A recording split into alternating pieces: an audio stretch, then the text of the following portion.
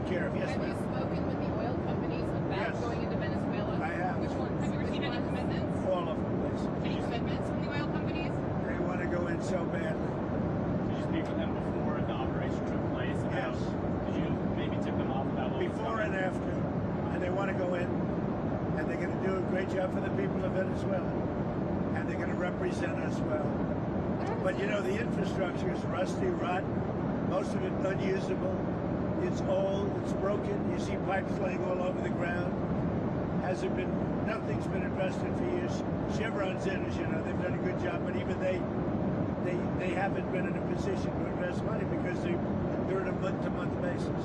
What happens to They're those? only there because I wanted them to be there. Yeah, are there any contingencies in case the military in Venezuela is unhappy with the U.S. the way it's running Venezuela? Do you guys have plans for anything? So Venezuela thus far has been very nice, but it helps to have a force like we have. You know, we were ready for a second wave. We were all set to go, but we don't think we're going to need it. There's about 17 billion worth of oil reserves in Venezuela. Is that going to be? You mean trillion? And is that going to be Did you say something? billion or trillion? I said billion.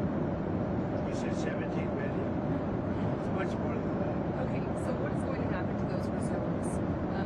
We're going to run everything. We're going to run it, fix it. We'll have elections at the right time. The main thing you have to face is a broken country. There's no money. There's inflation. Like we would have had, if I didn't win this election, we would have been Venezuela on steroids. Lindsay would know that. You might say something on that because we were talking before.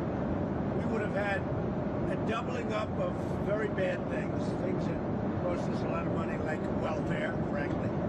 We wouldn't have had jobs. And instead of having $18 trillion in, we would have had at least $5 to $10 trillion leaving the country. So our costs would have gone up, and all of the money that's, you know, we're setting a record. It's long broken.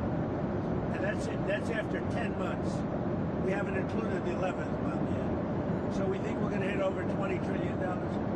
The all-time record is 3 by another country known as China. About 10 years ago, they did 3. We're going to do close to 20 trillion. By the way, there has never been anything like this ever before. And it's all because of tariffs and the election, but it's because of tariffs. There was a time. Without tariffs, we wouldn't have 10 cents being invested. There was a time back